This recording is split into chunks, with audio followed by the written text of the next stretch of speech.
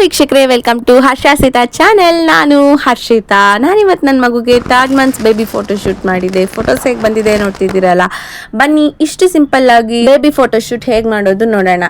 ಮೊದಲಿಗೆ ಮ್ಯಾಟ್ ಹಾಕಿ, ಮ್ಯಾಟ್ ಮೇಲೆ double layer bedsheet ಹಾಕಿ ಬೇಬಿಗೆ comfort ಝೋನ್ನ create ಮಾಡ್ತಿದ್ದೀನಿ. ನಾನು ಪ್ರತಿ ಬಾರಿ ಫೋಟೋ ಶೂಟ್ಸ್ ಮಾಡಬೇಕಾದ್ರೂ ಕೂಡ ಇದಕ್ಕೆ ತುಂಬಾ ಇಂಪಾರ್ಟೆನ್ಸ್ ಕೊಡ್ತೀನಿ.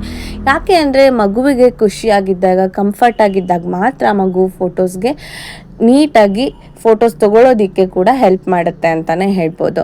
ನೆಕ್ಸ್ಟ್ ನೋಡ್ತಾ ಇದ್ದೀರಲ್ಲ, ನಾನು ಬ್ಲೂ ಬ್ಯಾಕ್ಗ್ರೌಂಡ್ನ ಸೆಟ್ ಮಾಡಿ ಅದಾದಮೇಲೆ ನಾನು ಈ ರೀತಿ ಒಂದು ಸ್ಕ್ವೇರ್ ಶೇಪ್ ಬಟನ್ನ ತೊಗೊಂಡು ನೀಟಾಗಿ ಅದರ ಎಡ್ಜಸ್ನ ಟ್ರಯಾಂಗಲ್ ಬರೋ ರೀತಿ ನೀಟಾಗಿ ಬೆಂಡ್ ಮಾಡೋ ರೀತಿ ಕಟ್ ಮಾಡಿದೆ. ಅದು ಸರ್ಕಲ್ ಶೇಪು ಕೂಡ ಬಂತು. ನೆಕ್ಸ್ಟು ನಾನಿಲ್ಲಿ ಅದರಲ್ಲೇ ಮಿಕ್ಕಿದ್ದ ಬಟ್ಟೆನನ್ನು ಸಣ್ಣದಾಗಿ ಪೀಸ್ ಮಾಡಿ ಸೂರ್ಯನ ಕಿರಣಗಳಾಗಿ ನಾನಿಲ್ಲಿ ಯೂಸ್ ಮಾಡ್ಕೋತಿದ್ದೀನಿ ಅಂತಲೇ ಹೇಳ್ಬೋದು. ವೀಕ್ಷಕರೇ, ನಿಮಗೆಲ್ಲ ಗೊತ್ತಿರ್ಬೋದು, ಇದು ಸೈನ್ಸ್ ಪ್ರಕಾರ ಕೂಡ ಹೇಳ್ತಾರೆ.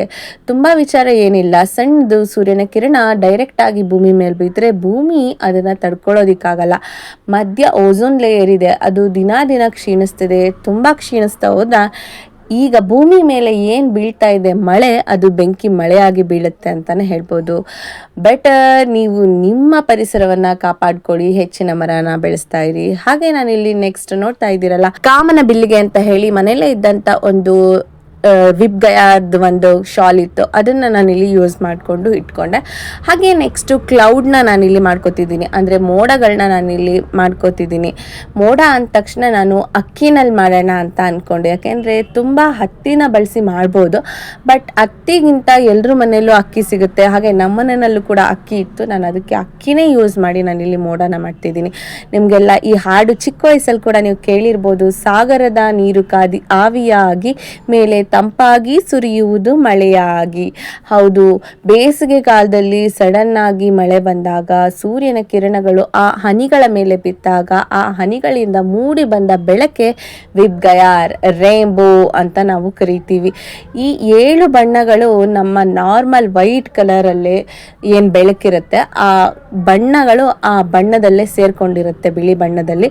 ಅದಕ್ಕೆ ಲೈಟ್ ಎಫೆಕ್ಟ್ ನೀರಿಂದ ಟ್ರಾನ್ಸ್ಪರೆಂಟ್ ಆಗಿ ಆಚೆ ಬಂದಾಗ ನಮಗೆ 7 ಬಣ್ಣಗಳು ಕೂಡ ಕಾಣಿಸುತ್ತೆ. ಇದು ಮಳೆ ಬಂದು ನಿಂತಾಗ ನಮಗೆ ರೇನ್ಬೋ ಮೂಡೋದಕ್ಕೆ ವೈಜ್ಞಾನಿಕವಾಗಿರುವಂಥ ಕಾರಣ ಅಂತಲೇ ಹೇಳ್ಬೋದು. ನೋಡ್ತಾ ಇದ್ದೀರಲ್ಲ ವೀಕ್ಷಕರೇ, ಹಾಗೆ ಅಕ್ಕಿನಲ್ಲೇ ಕೂಡ ನಾನಿಲ್ಲಿ ಸಣ್ಣದಾಗಿ ಮಳೆ ಹನಿಗಳನ್ನ ಮಾಡಿದೆ. ನೆಕ್ಸ್ಟ್ ನಾನಿಲ್ಲಿ ಮಗುವಿಗೆ ಅಂತ ಹೇಳಿ ಬಟ್ಟೆನ ಸೆಲೆಕ್ಟ್ ಮಾಡ್ಕೊಂಡಿದ್ದೆ.